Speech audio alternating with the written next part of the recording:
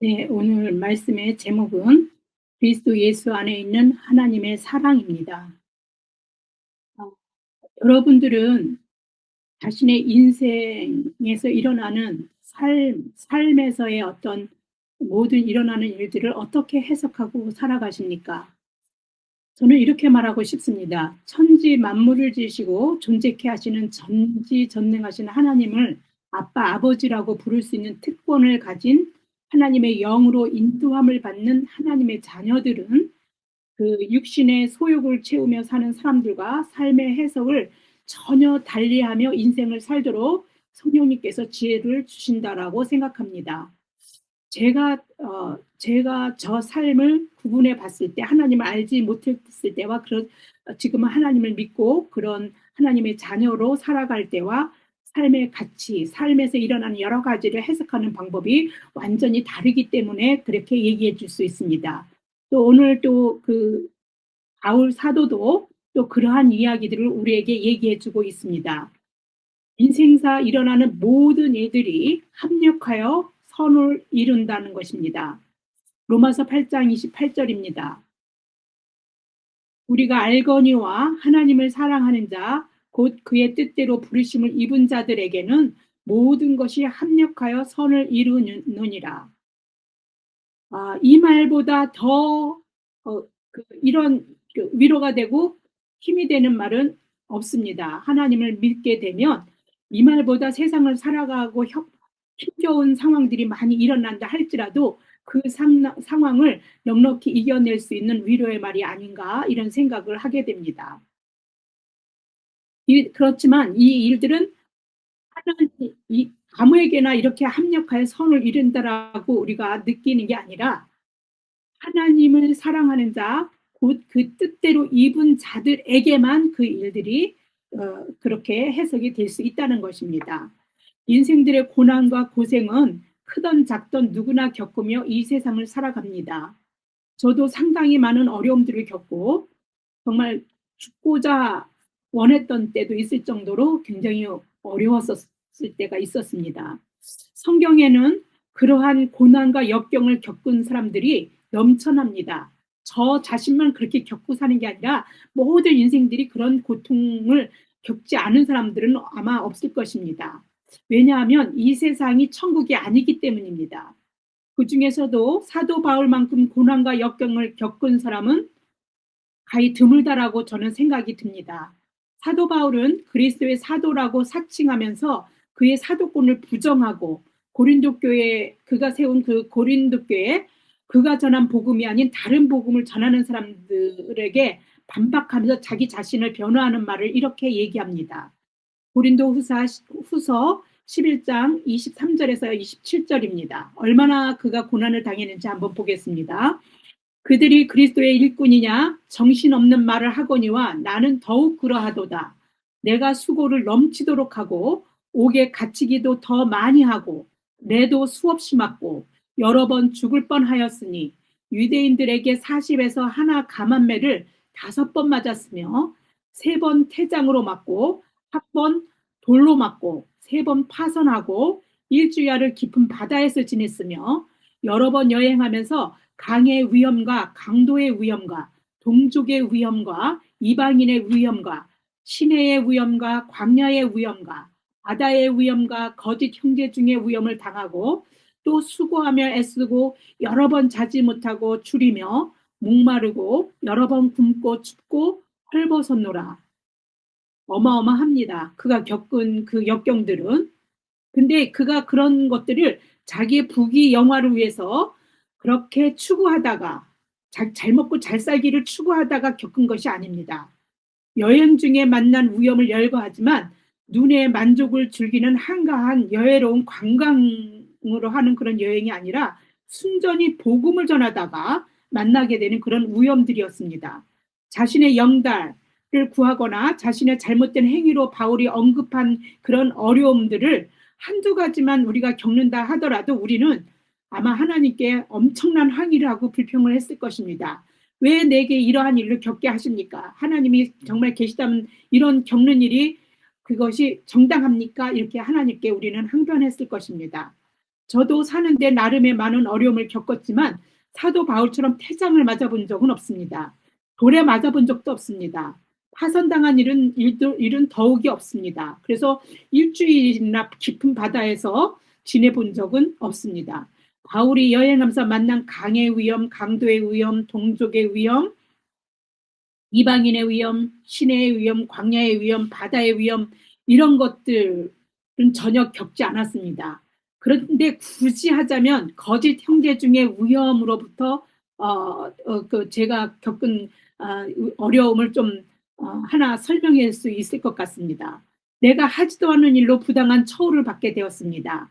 억울한 마음에, 그리고 그러한 행동에 이해가 될 수 없고 괘씸해서 자다가도 벌떡벌떡 일어나고 금식을 금일 7일 동안 먹는 거를 끊어가면서 이 문제를 해결하려고 하나님께 답을 구하기 위해서 하나님과 야곱이 하나님과 씨름했던 것처럼 저도 하나님과 그 문제, 내가 했지도 않은 일 가지고 이런 일들을 겪는 게 옳습니까? 정당합니까? 나를 뭐 목사가 되게 하신 게 내가 원해서 된 것도 아닌데 그런 길을 걸어가서 목사가 되게 했는데 지금 내가 이렇게 부당한 걸로 이런 일을 겪는 것이 맞습니까? 그러면 왜 목사를 시켰습니까? 여러 가지로 하나님 앞에 막 그러면서 일주일을 금식한 적이 있습니다. 바울이 겪는 걸 다 겪을 알았으면 저는 그냥 죽었을 것 같습니다. 이 정도로 저는 나약한 존재이고 하나만 겪어도 그런데 바울은 이런 일들을 무지기시로 겪어냈다는 것입니다. 그런데요, 바울은요, 왜 이걸 이겨냈을까요? 이런 모든 이들이 합력하여서 선을 이루시는 하나님의 은혜였다라는 것을 그는 이미 깨달았고, 저도 지금은 그런 일어났던 모든 일들이 하나님 합력하여 선을 이루시는 하나님의 은혜인 것을 지금은 더 깨닫기 때문에 그 일에 감사를 드립니다. 그래서 아마도 그런 걸 이해하지 않았을까 이렇게 생각합니다. 바울이 말로 다 할 수 없는 그런 어려움을 겪고도 고난받은 것을 마땅히 여기며 넉넉히 이기는 삶을 사는 것은 다름 아닌 하나님을 사랑하는 자, 곧 그의 뜻대로 부르심을 입은 자들에게, 여기에는 바울도 속해 있겠죠. 그런 모든 지금 우리 여러분과 저도 속해 있는 것입니다.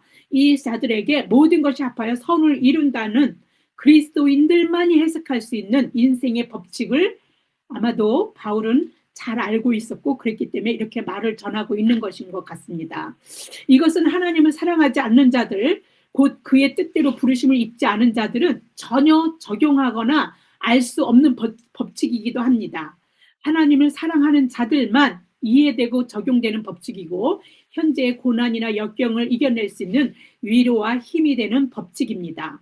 저도 이 말씀이 저에게는 늘 힘이 돼서 어떤 일도 하나님은 제가 그래서 결론은 제게 아무리 어려운 일이 나도 하나님은 옳습니다. 하나님은 사랑이십니다. 저를 향한 사랑은 변개하지 않습니다. 저는 하나님을 향해서 변할지라도 하나님의 그 사랑은 변하지 않습니다. 내게 그 어려움이 하나님의 사랑을 어떻게 변화시키거나 변개시키지 않습니다. 저에게 등을 돌리시는 것은 하나님이 아니라 제가 돌리는 겁니다.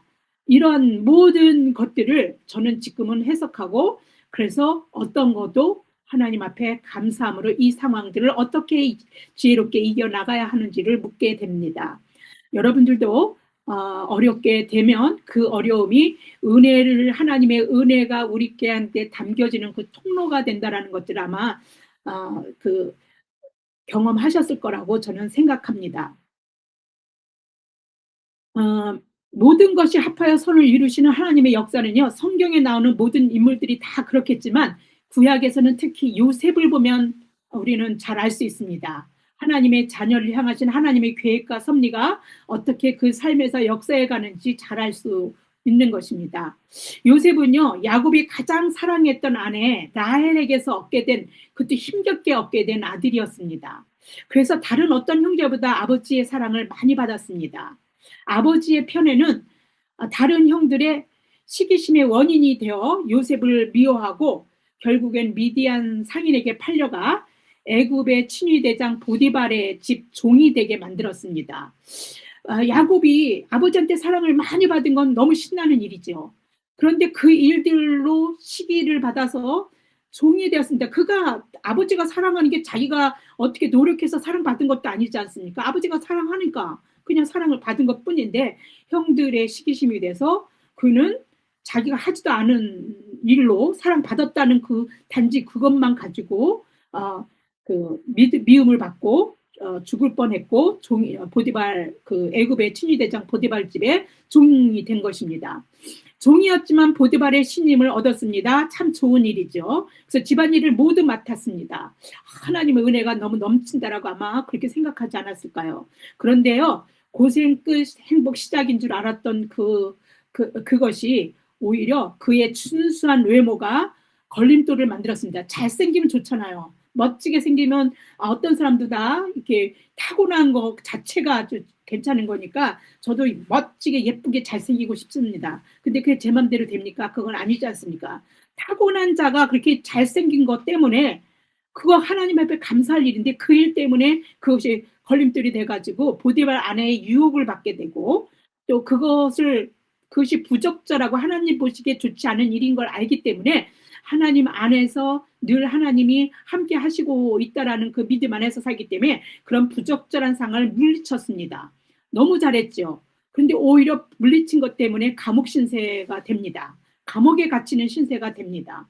얼마나 억울합니까? 아니 옳지 않은 일을 그걸 안 하겠다고 했다고 감옥에 갇히는 칭찬받을 일이 아니라 하나님이 상을 주셔야 되는 일이 아니라 감옥에 갇힌 일이 되었습니다. 감옥에 있으면서 애굽 왕 바로의 꿈을 또 잘 해석해서 지혜롭게 그것을 처신하게끔 이렇게 문제 해결을 해주는 바람에 애굽의 2인자인 총리가 되었습니다. 그 애굽의 모든 것들을 그 애굽 바로의 부인 왕비에 대한 것만 빼고 나머지는 다 맘대로 할 수 있게 권한을 주었습니다. 그 일로 가뭄으로 고통받고 있는 자신의 그 가문과 애굽과 그 주변의 모든 나라를 그런 민족들을 살려낼 수 있는 그런 역량 있는 능력 있는 그런 하나님의 자녀로서의 어떤 그 힘, 하나님의 뜻을 다른 모든 사람들에게 선하게 해나갈 수 있도록 하도록 하나님께서 그가 총리가 되게끔 그렇게 하신 것입니다. 그런데 이런 일들을 겪고 있는 뭐 롤러코스터를 타듯이 인생에 막 이런 일을 겪고 있는 요셉은 본인이 원했을까요? 감옥에 안 갔으면 좋았겠고 형들의 미움을 사지 않았으면 좋을 것 같고 잘생기지 않았으면 그 저기 친위대장 보디발의 아내의 유혹도 받지 않았을 것이고 이렇든 저렇든 막 그런데 자식도 원하지도 않는데 이런 일들 겪지 않습니까? 그런데요.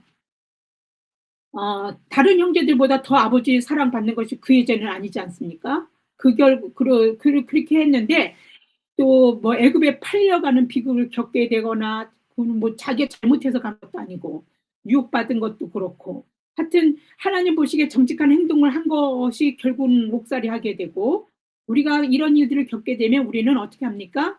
이런 일들을 너무 억울해요. 저도 억울해서 잠도 못 자고 벌떡벌떡 이런 엄청난 일도 아닌데도 종으로 팔려가는 일도 아닌데도 저는 잠을 못 자고 벌떡벌떡 일어났는데 오죽하게 했습니까? 요셉은요. 근데 요셉은 그렇게 불평불만으로 그의 인생을 낭비했다라는 기록이 없습니다. 요셉의 억울한 옥살이는 결국에 하나님이 그를 애굽의 총리로 만드시는 계획이었고 요셉이 자신의 가족을 구원하는 하나님의 크신 섭리였습니다. 근데 요셉은 그걸 알고 있었습니다. 그래서 그렇게 인생을 해석하고 사는 겁니다. 이렇게 어려운 일이 있어도 하나님께서 이런 것들을 합하여 선을 이루신다는 걸 알고 있었던 것입니다. 그의 인생에 그 어떤 것도 아무 의미 없게 생겨나거나 겪은 것이 없다라고 그는 생각한 것입니다. 모든 것이 합하여 선을 이루는 삶을 그는 하나님이 그렇게 그가 살게 하셨다라고 그는 그 인생을 그렇게 해석한 것입니다. 자신을 향한 아버지의 편애가 없었다면 형들의 미움을 받지 않았을 것이고 형들의 미움을 받지 않았다면 애굽의 보디발의 종으로 팔리지 않았을 것입니다. 보디발의 집 종이 아니었다면 보디발의 아내의 유혹을 받지 않았을 것이고 감옥에 갈 이유는 더더욱 없었을 것입니다. 요셉이 감옥에 갇힌 일이 없다면 요셉은 애굽의 총리가 되는 일은 없었을 것입니다. 요셉의 인생의 롤러코스터를 타는 그런 굴곡진 삶을 살았지만 결국에 모든 것이 합력하여 선을 이루는 그야말로 하나님의 뜻을 자신의 인생 가운데 형통하게 이루고 사는 복된 인생이 되었고 주변을 다 살려내는 그런 인물이 되었습니다. 그는 자신만 사는 게 아닙니다. 가족과 민족과 나라와 주변의 나라까지 하나님은 그런 걸 원하십니다. 요즘에 제가 이제 예레미야서를 읽고 있는데 거기에 보니까요 고아와 하나님이 다른 신을 섬기는 거 이런 것도 화가 나지만 하나님은요 우리가 하나님을 믿는다면서 고아와 과부나 힘없는 자들을 갖다가요 함부로 대하는 것들을 너무 화를 내시 그것을 화난다라고 표현을 하시더라고요. 그래서 하나님을 화나게 하는 일들은 그 생명을 존귀 여기지 않고 함부로 대하는 것은 하나님이 너무도 참을 수 없는 화를 내게 하는 일이구나. 그런 걸 깨닫고 주변의 모든 사람을 다 존귀 여기는 어떤 그러한 하나님의 마음을 화나게 하지 말아야 되겠다라는 생각을 이게 하나님이 이렇게 분노를 사게 하는 일이구나라고 제가 깨달으면서 저 주변의 사람들을 그렇게 하게 한 일이 있나 제가 무시한 일이 있나 이렇게 좀 다시 생각해 봤던 일이 있습니다. 주변에 반대로 하나님이 기뻐하는 일은 뭡니까? 생명을 살리고 더 풍성하게 누리도록 하는 일들을 우리에게 맡기셨고 우리는 그걸 경험했기 때문에 그렇게 살기를 바라십니다. 그래서 하나님이 그 일을 기뻐하셔요. 그래서 어떤 일인지 주변에 도움을 주고 이웃에게 어려운 이웃을 돌아보고 하는 일들을 하나님은 너무너무 기뻐하시고 그 기쁨이 그냥 단지 도움으로 끝나는 게 아니라 더욱 우리를 풍성한 은혜로 채우시는 일이 됩니다. 저는 그걸 많이 했습니다. 여러분들도 그렇게 생명을 살리고 더 풍성히 누릴 수 있도록 하는 그런 일들로 인생을 더 보람있고 풍성한 은혜로 채우시는 여러분들이 되시기를 바랍니다. 야곱이 죽고 애굽의 총리가 된 요셉이 자신에게 보복할 것을 두려워하는 형들에게 그 한 말에서 요셉이 하나님이 자녀들에게 모든 것이 합력하여 선을 이루는 그 삶의 법칙이 무엇이었던지를 말해줍니다. 창세기 50장 19절에서 20절입니다. 요셉이 그들에게 이르되 여기서 그들은 형들입니다. 두려워하지 마소서 내가 하나님을 대신하리이까 당신들은 나를 해하려 하였으나 하나님은 그것을 선으로 바꾸사 오늘과 같이 많은 백성의 생명을 구원하게 하시려 하셨나니 네, 당신 여기서 뭐 나를 그러니까 선을 바꿔서 많은 생명을 살려내게 하셨다라는 말이 뭡니까? 합력하여 하나님은 선을 나를 통해서 이뤄 가셨다는 뜻입니까? 내 삶을 통해서 하나님께서 그렇게 합력하여 선을 이루셨다 이 말을 이렇게 푸는 거라고 저는 생각합니다. 신약에서는 어떨까요? 신약에서는요 요한복음 11장에 그 예수님께서 죽은 나사로를 살리는 이야기가 나오는데 거기에서 우리는 모든 것이 합력하여 선을 이루시는 그 예를 우리는 또 한번 볼 수 있습니다. 예수님이 갈릴리에서 활동하시다가 예루살렘에 올라오실 때 마르다와 마리아와 나사로 이 3남매가 사는 예루살렘과 가까운 베다니를 자주 그 마을을 들리실 정도로 예수님과 친분이 있었습니다. 아마 부모가 없이 사는 것이라 예수님께서 이렇게 돌보셨던 것 같습니다. 나사로가 마태복음 26장 6절이나 마가복음 14장 3절에는 문둥이 시몬으로 언급되어져 있습니다. 그래서 예수님이 아마 그 문둥병을 치료해 주시고 또 3남매만 사는 것을 봐서 그 부모가 언급되지 않기 때문에 아마 3남매만 사니까 각별하게 관계를 가지면서 돌보시고 계셨던 것 같습니다. 그런데 3남매에게 문제가 생겼습니다. 나사로가 병이 든 것입니다.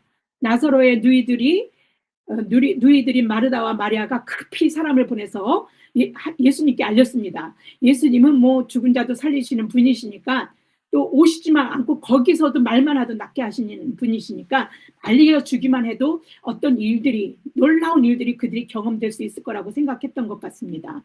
나사로가 병들었다는 소식을 전해 듣고도 예수님은요 전혀 동조하지 않으시고 그들에게 가지도 않고 오히려 이틀 동안이나 당신이 계신 곳에 더 머무르십니다. 급하게 가시거나 아니 그 자리에서라도 병이 낫거나 하든지 뭘 어떻게 하셔야 되는데 조치를 취하지 않으십니다. 더 이해가 안 가는 거는요. 베다니가 아닌 또 예수님이 "유대로 가자." 이렇게 말합니다. 근데 그때 그 유대라는 곳은요, 예수님을 유대인들이 돌로 치려고 해서 방금 떠나온 곳인데 그곳을 다시 가자고 그렇게 얘기하는 겁니다. 아니, 그 요이들 그 나사로를 고쳐주러 가야 되는 게 일반적인 상식 아닙니까? 그 늘 관계하시면서 돌봐줬던 그 가족이라면. 어 그 그런데 예수님이 그렇게 하는 거는 참으로 이해가 되지 않았습니다. 그래서 아마 예수님은요, 인제 우리가 나중에 인제 그 말씀 뒤쪽으로 가다 보면 나사로가 완전히 죽을 때까지 예수님은 지체하셨던 것이 의도되는 그런 것이 있지만, 그 과정을 겪는 사람들은 이것을 이해할 수가 없었던 것입니다. 아, 나사로가 아프다고 소식을 들었을 때 예수님은 이상한 말씀을 제자들에게 하십니다. 요한복음 11장 4절입니다. 예수께서 들으시고 이르시되 이 병은 죽을 병이 아니라 하나님의 영광을 위하며 하나님의 아들이 이로 말미암아 영광을 받게 하려 함이라 하시더라. 나사로가 죽기를 기다리고 지체하신 것 같은 의도를 갖고 계셨던 예수님이 나사로의 병이 죽을 병이 아니라고 말씀하셨습니다. 게다가 나사로가 잠들었으니 깨우러 간다 이렇게 말씀하신 것입니다. 사람을 보내도 예수님은 오시지 않고 어떤 조치도 취하지 않았기 때문에 나사로는 결국 죽었습니다. 마르다와 마리아는 얼마나 슬펐을까요? 부모도 없는데 의지하고 살던 오라버니가 죽었습니다. 나사로가 죽은 지가 나흘이 지났습니다. 완전히 죽었다는 것들이 이제는 더 이상 돌이킬 수 없는 상태가 되었다는 걸 얘기합니다. 예수님은 그때까지를 기다리셨던 것 같습니다. 마르다도 마리아도 너무 슬프고 원망스러워서 예수님을 만났을 때 어떤 말을 했냐면, 주께서 여기 계셨더라면 내 오라버니가 죽지 아니하였겠나이다 라고 원망 섞인 말로 예수님께 그렇게 말을 했습니다. 먼저 그 예수님이 오신다는 전가를 듣고 먼저 맞으러 마르다가 나갔었습니다. 그리고 마리아는 집에 있었는데 예수님은 마리아가 집에 있는 집으로 가시지 않고 그 마르다랑 같이 집으로 마리아가 있는 데로 가는 게 아니라 오히려 마리아를 불러내십니다. 마리아가 예수님을 만나러 갈 때 그 집에는 그 위로하려고 삼남매를 위로하려고 유대인들 그 주변에 많은 유대인들 같이 살던 동네 유대인들이 많이 있었습니다. 근데 유대인들이 마리아가 나가니까 이게 무덤으로 가나 보다 같이 따라 나선 겁니다. 이게 굉장히 중요한 게 뭐냐면, 예수님이 이제 나사로를 살리실 텐데 이 마을 사람들이 전부 보게 되는 겁니다. 죽은 자를 다시 살려서 부활을 할 수 있다라는, 우리가 예수님이 나는 길이요 진리요 생명이고 또 나는 부활이다 이렇게 얘기하는 그런 모든 말씀에 그 중심에 그 말씀을 그대로 눈으로 보고 믿을 수 있는 어떤 상황을 만들어 가시는 것이었습니다. 그래서 이 마을 사람들도 같이 따라 나섰습니다. 나사로가 죽은 지 나흘이 되어서 시체에서 냄새가 날 정도로 완전히 죽어버렸습니다. 사람들이 다 느끼는 거야. 냄새가 납니다. 그래서 예수님은 하나님께 기도하고 죽은 나사로에게 무덤에 갔던 모든 사람이 듣도록, 그러니까 조그맣게 하거나 그냥 속으로 하면서 아니면 당신이 기도하다 하면서 그냥 낫게 하는 게 아니라 나사로야 나오라 이렇게, 그러니까 모든 사람이 들을 수 있도록 그렇게 의도적으로 그렇게 얘기하십니다. 큰 소리로. 요한복음 11장 44절입니다. 죽은 자가 수족을 배로 동인 채로 나오는데 그 얼굴은 수건에 쌓였더라. 예수께서 이르시되 풀어놓아 다니게 하라 하시니라. 나사로가 죽은 거를 확실하게 마르다가 냄새가 난다라고 말할 정도로 완전히 죽었다라는 걸 그 입으로 확인해서 죽었다는 걸 확실하게 해줍니다. 그랬는데 죽은 나사로가 살아났습니다. 완전히 죽었다가 사는 것입니다. 우리가 부활도요, 우리가 완전히 죽은 다음에 우리가 살아난다는 걸 보여주실 것이고, 예수님이 부활하신 것도 이들은 나중에 예수님이 부활하시면 우리가 그냥 환영을 본 거야 아니면 누가 꾸며낸 거야 그런 게 아니라 정말 살 수 있는 거구나, 완전히 죽어서도 몸이 다시 사는구나 하는 것들을 볼 수 있도록 하나님께서, 그게 하나님의 영광이지 않습니까? 하나님만이 하실 수 있는 이 일들을, 그 하나님이 아니시라면 할 수 없는 일들, 하나님께 영광을 올려드리는 그 일들을 예수님이 말씀하셨던 것처럼 그렇게 그 일들을 지금 하나님이 하시기 위해서 나사로가 완전히 죽어야 했던 것입니다. 예수님이 나사로가 이제 부활을 했습니다. 예수님이 당신이 죽었다가 사흘 만에 살아나야 할 것을 제자들에게 예수님도 말씀을 하셨습니다. 근데 이거를 제자들이 믿을 수가 살아났어도 못 믿을 것 같습니다. 아이 다른 사람들이 한 소리지. 내가 봤어도 환영을 보는 거겠지. 뭐 이렇게 했을 겁니다. 근데 뿐만 아니라 예수님이 말씀하신 건 당신만 살아난다고 말씀하신 게 아니라 그렇게 우리에게 몸소 보이신 거는 우리도 죽지만 몸이 다시 살아날 거라는 걸 보여주신 것입니다. 이것이 말로 설명해서 알겠습니까? 뭐 우리에게 무엇으로 뭐 꿈으로 보여준다고 알 수 있습니까? 우리는 단지 우리 상상이야 우리의 생각이야 우리는 그렇게 치부해 버릴 수도 있고 우리가 잘못 본 거야 이게 내가 뭔가 씌운 거야 뭐 이렇게 할 수 있습니다. 그런데 이거를 동네 사람들이 다 보게 만들고 다 듣게 하고 완전히 죽은 상태에서 이 일들을 봄으로써 부인할 수 없는 상태가 되게 한 것입니다. 완전히 죽어서 냄새가 나는 사람이 살아난 것을 보는 것처럼 확실한 부활은 없습니다. 그보다 부활을 더 잘 알 수 있는 방법이 있겠습니까? 아마도 없을 겁니다. 사람들의 눈으로 직접 보고 경험했습니다. 귀로만 듣는 부활을 눈으로 본 것입니다. 예수님이 부활을 얘기했어요. 귀로 들었어요. 그렇지만 그들은 그것이 뭔지 잘 몰랐을 겁니다. 근데 눈으로 본 것입니다. 예수님을 통해 죽은 사람이 살아난 것을 눈으로 직접 보고 하나님께 영광을 올리지 않을 사람이 어디 있겠습니까? 하나님만이 하시는 그 일들을 직접 눈으로 보게 됐으니 어떻게 하나님께 영광을 안 올리겠습니까? 죽은 사람을 살리시는 것은 하나님이 아니시면 할 수 없는 일입니다. 하나님만이 하실 수 있는 일입니다. 하나님의 영광을 본다는 것은 하나님이 하시는 일을 본다는 것이랑 같습니다. 하나님께서 영광을 올린다는 것은 자신의 삶을 통해서 세상이 하나님을 볼 수 있게 하는 것입니다. 나사로를 통해서 하나님이 하시는 일을 보게 했습니다. 하나님께 영광을 올린 겁니다. 그러니까 우리는 우리를 통해서 하나님을 보게 하는 것이 하나님의 영광을 돌리는 거고 올리는 것입니다. 내가 하는 일이 아니라 하나님이 내가 누구를 사랑하면 그게 내 힘으로 내 능력으로 사랑한 게 아니라 하나님이 내게 사랑을 주셔서 그를 사랑하게 하셨다. 하나님을 드러냈다면 그것이 하나님께 영광을 돌린다는 것입니다. 그래서 요한복음 11장 45절에는 이렇게 나옵니다. 마리아에게 와서 예수께서 하신 일을 본 많은 유대인들이 그는 누굽니까? 예수 그리스도시죠. 믿었으나 뭐 나중에 가서는 눈으로 보고도 또 엉뚱하게 사람들은 사람이라는 게 늘 경계가 있으니까 그렇게 하지만 어떻든 간에 믿었습니다. 나사로가 병든 것은 마르다와 마리아에게 어떻든 큰 근심이었을 것입니다. 우리에게도 생각지 않은 근심이 찾아옵니다.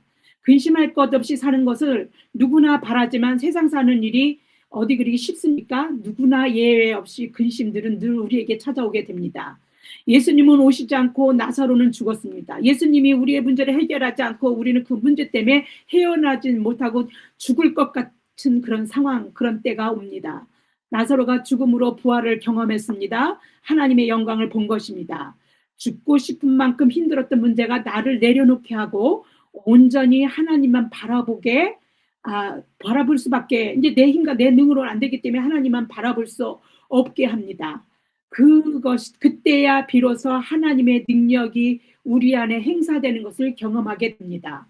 세상에 줄 수 없는 평안과 족한 은혜를 경험합니다. 근심이 되는 일들이 찾아오고 문제가 더 심각해진 것조차 지나보면 그 시간과 상황과 문제들이 하나님이 모든 것을 합력하여 선을 이루셔 가는 거라는 것을 하나님을 사랑하는 자, 곧 그 뜻대로 부르심을 입은 자들은 알게 됩니다. 성령님께서 그렇게 우리를 인생을 해석할 수 있도록 이끌어 가 주십니다. 하나님이 모든 것을 합하여 선을 이루셨다는 것을 아는 것은 하나님이 사랑이시다라는 걸 확실히 알고 그 사랑에 반응하는 자들에게만 적용되고 유효합니다. 여러 어려움을 겪으며 사는 내게는 하나님이 덜 사랑하시고 아무 걱정 근심 없이 보이고 부족한 것이 없이 다 가진 것처럼 보이는 저 김집사에게는 하나님이 더 사랑하시는 것 같고 그런 때가 저에게도 있었습니다. 여러분도 그런 생각 들지 않습니까? 나를 사랑하지 않으시는 것 같아. 그것은요 하나님의 사랑의 근거를 내 자신에게 두기 때문에 그렇습니다. 하나님의 사랑의 근거를 내 자신에게 두면 내가 기도하신 것을 들어주시면 나를 사랑하는 것 같고 내가 원치 않는 어려움을 만나면 하나님이 날 사랑하지 않는 것 같다라고 생각하게 만듭니다. 하나님의 사랑하심의 근거는요, 하나님께 있습니다. 하나님은요, 우리를 어떻게 사랑하셨냐면 당신의 독생자도 아끼지 않고 내어주심으로 그 사랑을 확증해 보여주신 그 사랑이십니다. 누가 그 사랑을 흉내낼 수 있겠습니까? 저는 못합니다. 저는 내 자식 내줄 수 없습니다. 독생자까지도 아끼지 않는 사랑을 우리에게 하셨는데 누가 우리를 대적하겠으며 우리가 두려울 것이 무엇이 있겠습니까?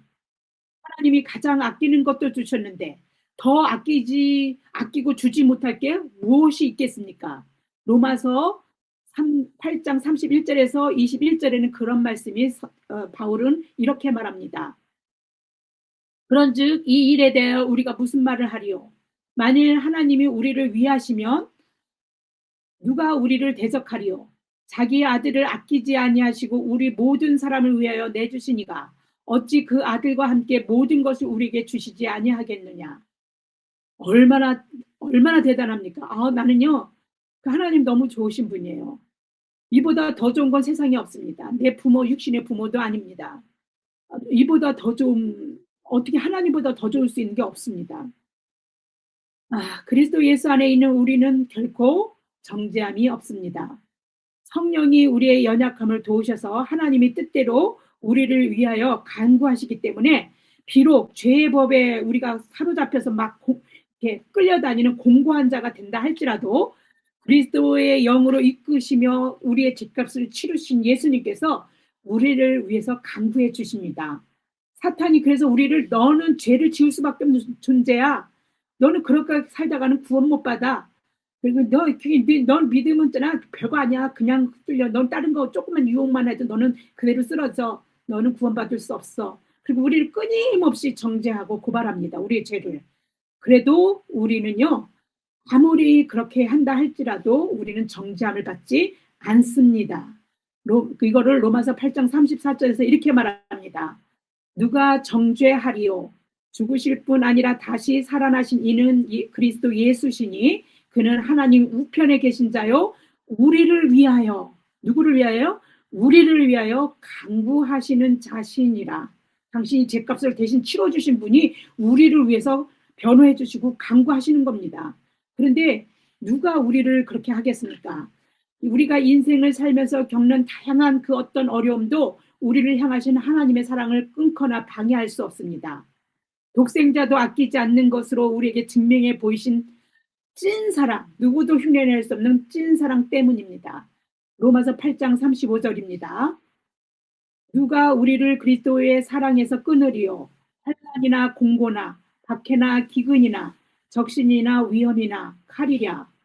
혹독한 시험이나 핍박이나 죽음에서도 우리를 사랑하시는 이로 말미암아 우리가 넉넉히 이긴다는 것을 로마의 역사에서 초대교인들이 증명해 보였습니다.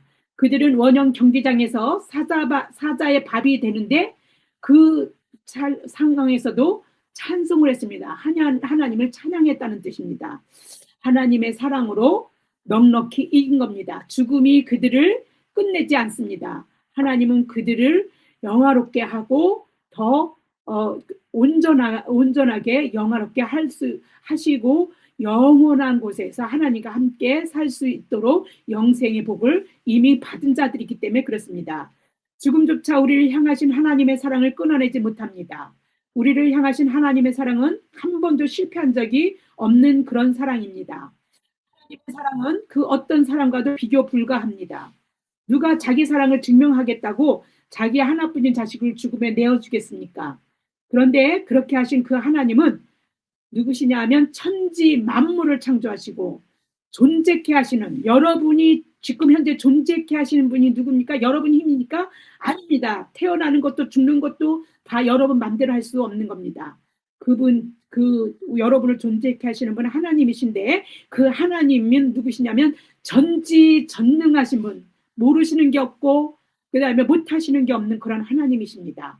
저와 여러분은 독생자도 아끼지 않는 최고의 그런 전지전능한 하나님의 사랑을 받고 사는 사람들입니다. 그 사랑은요, 현재 완료형이며 동시에 미래 완료형입니다. 이 말은 무슨 얘기입니까?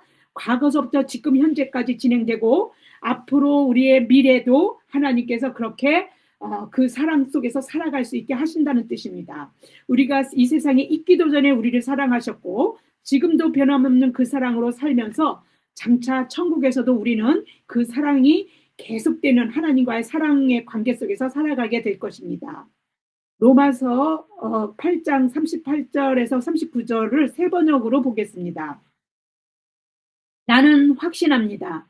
죽음도 삶도 천사들도 권세자들도 현재일도 장래일도 능력도 높음도 깊음도 그 밖에 어떤 피조물도 우리를 우리 주 예수 그리스도 안에 있는 하나님의 사랑에서 끊을 수 없습니다.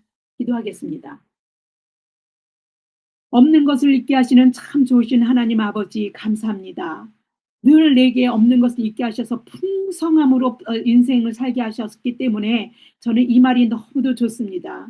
하나님 감사합니다. 내 인생을 풍성하게 하신 아버지 하나님, 우리를 향하신 저를 향하신 그 하나님의 사랑은 한 번도 실패한 적이 없습니다.